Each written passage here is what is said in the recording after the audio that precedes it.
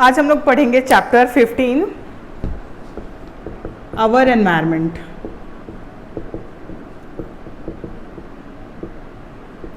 Environment ये word हमने बहुत बार सुना है कि एनवायरनमेंट हमारा जो सराउंडिंग है जिसको हम एनवायरनमेंट बोलते हैं, जो पल्यूट होते जा रहे हैं उसको हम लोग को साफ़ रखना है, पोल्यूशन से बचाना है एक्सेट्रा।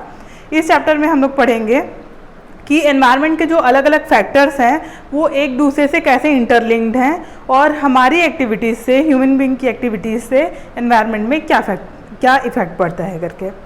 सो फर्स्ट जो हमारा पॉइंट है वो ये है, what happen when we add our waste to the environment. What happen when we add our waste to environment.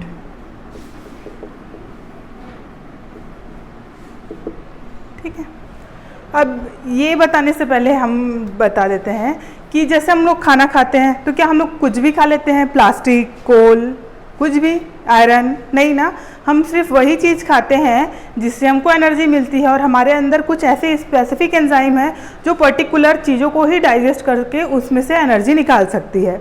हम कोल खा के उससे एनर्जी नहीं ले सकते, हम प्लास्टिक खा के उससे एनर्जी नहीं ले सकते, क्योंकि हमारे अंदर जो एंजाइम्स हैं वो लिविंग थिंग के अंदर जो एंजाइम्स है वो कुछ पर्टिकुलर चीज़ों को ही डाइजेस्ट करके, ब्रेक डाउन करके उसमें से एनर्जी निकाल सकती है। ठीक वैसे ही जब हम वेस्ट फेंकते हैं तो वो डिकम्पोज होता है। तो दो टाइप के वेस्ट हम जो ऐड करते हैं एनवायरनमेंट में, वो 2 टाइप के वेस्ट होते हैं, बायोडिग्रेडेबल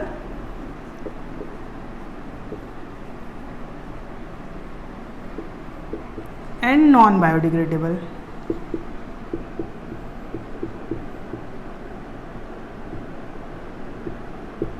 तो बायोडिग्रेडेबल वेस्ट वो हैं जो लिविंग ऑर्गेनिज्म के द्वारा डाइजेस्ट हो सकते हैं, ब्रेक डाउन हो सकते हैं। तो the waste which can be decomposed by living organism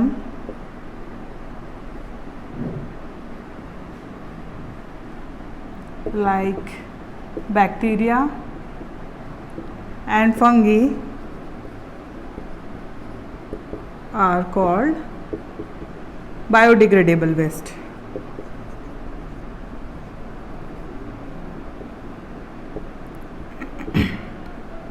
मतलब ऐसे वेस्ट जिनको बैक्टीरिया और फंगी डाइजेस्ट करके, डिकम्पोज करके उसमें से एनर्जी ले लेती है और उनको डिकम्पोज करके वापस एनवायरनमेंट में रिलीज़ कर देती है। तो ऐसे वेस्ट जो है वो बायोडिग्रेडेबल वेस्ट कहलाते हैं। जैसे हमारे घर से निकलते हैं वेस्ट, पेपर वेस्ट होता है, ठीक है, और वेजिटेबल पिल्स, वेजिटेबल और fruit pills,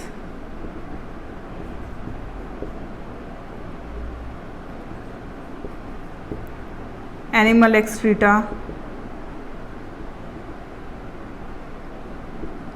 etc. So all these are biodegradable waste which can be digested or decomposed by bacteria and fungi. और इनके अलावा जो वेस्ट हैं जो बैक्टीरिया और फंगी डाइजेस्ट या डिकम्पोज नहीं कर सकते वो है non biodegradable waste. Waste which can not be decompose or digested by living organism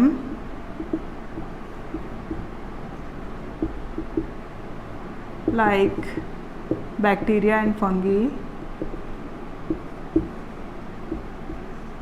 are non biodegradable waste.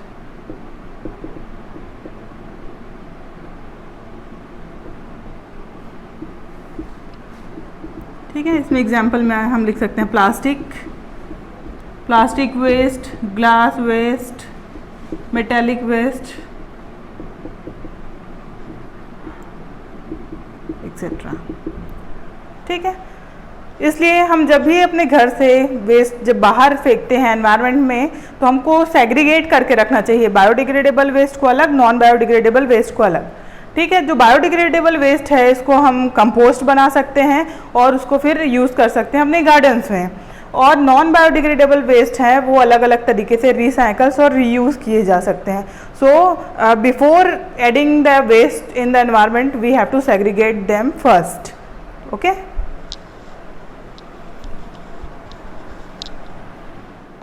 Okay. Ecosystem, ecosystem क्या है? It is structural and functional unit of environment। ठीक है, या सिंपली हम लोग इसको डिफाइन कर सकते हैं interaction between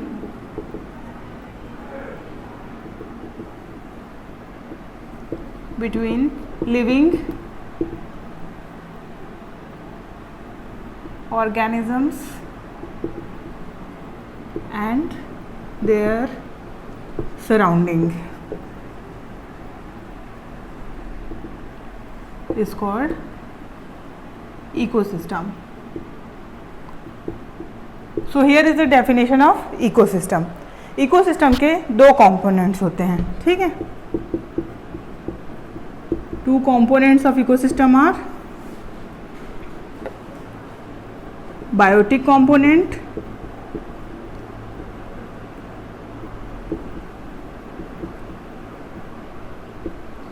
and abiotic component।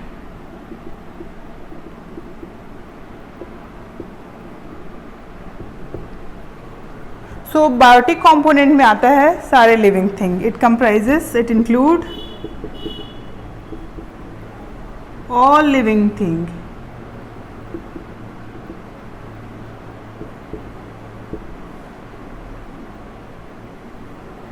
और एबायोटिक फैक्टर्स कंपोनेंट में आते हैं physical factors,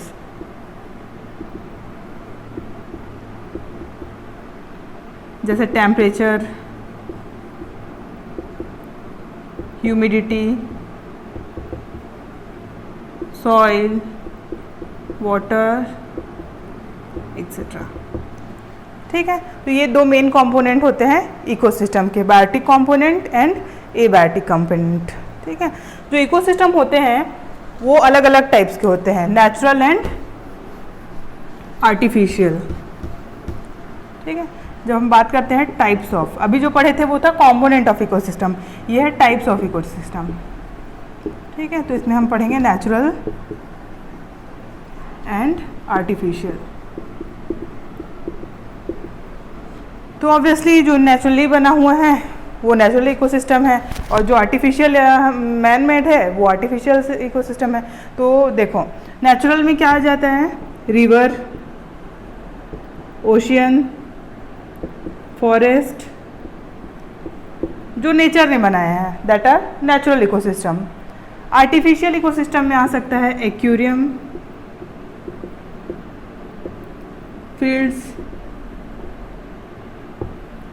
pond, garden. So all these are artificial ecosystem.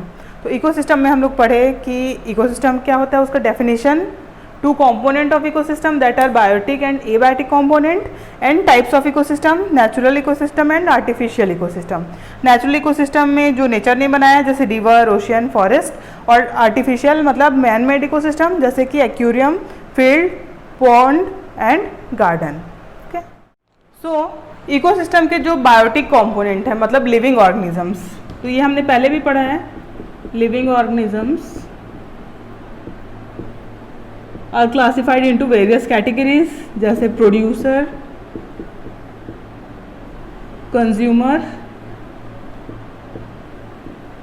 And decomposer. ठीक है, सो प्रोड्यूसर्स क्या हैं, तो all green plants and algae and also cyanobacteria, those which can perform photosynthesis and prepare their food by using sunlight are producers। तो सारे green plants, algae and cyanobacteria, ये सारे जो फोटोसिंथेसिस करके अपना खाना खुद से प्रोड्यूस कर लेते हैं वो आते हैं प्रोड्यूसर की कैटेगरीज में। Next is consumers. तो कंज्यूमर वो सारे ऑर्गेनिजम्स हैं जो डायरेक्टली और इनडायरेक्टली डिपेंड हैं प्रोड्यूसर के ऊपर फॉर देयर फूड। ठीक है, so the organisms which are directly or indirectly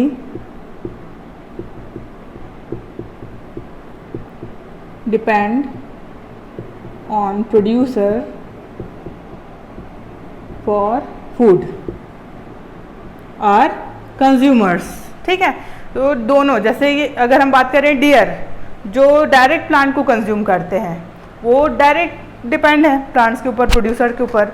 और अगर हम बात करें लायन की जो हर्बीवोर्स एनिमल को खाते हैं, मतलब वो इनडायरेक्टली डिपेंड है प्लांट के ऊपर। तो सारे ऐसे ऑर्गेनिज्म जो डायरेक्टली और इनडायरेक्टली डिपेंड है प्रोड्यूसर के ऊपर for their food are consumers. ठीक है, ओके।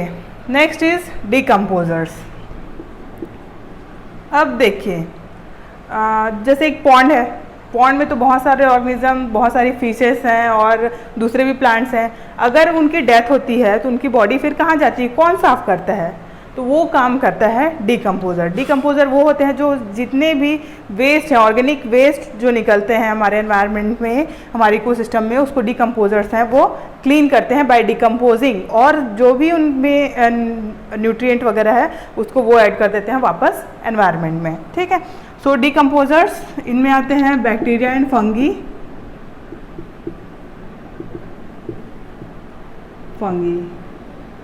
ठीक है, जो डिकम्पोजर्स होते हैं वो सेप्रोट्रॉप्स होते हैं।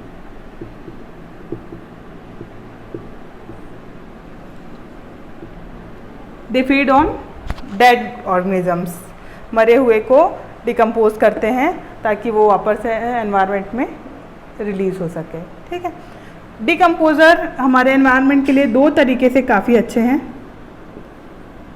ठीक है, two advantages of decomposer in our environment are, पहला कि दे क्लीन द एनवायरनमेंट,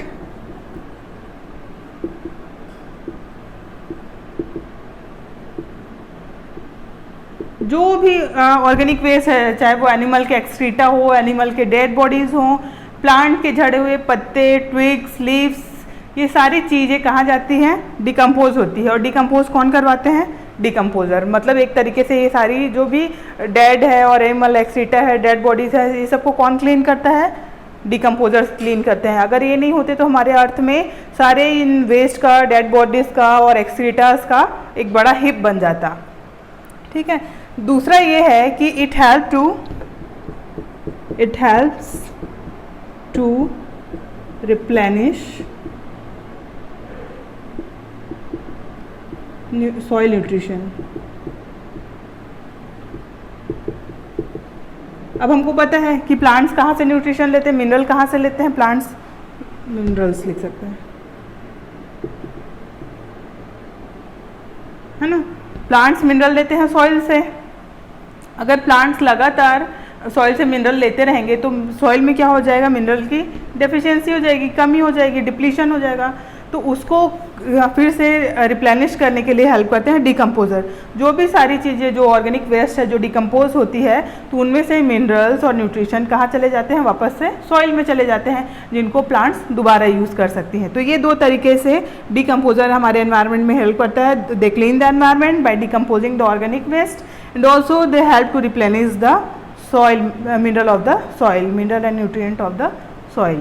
Okay.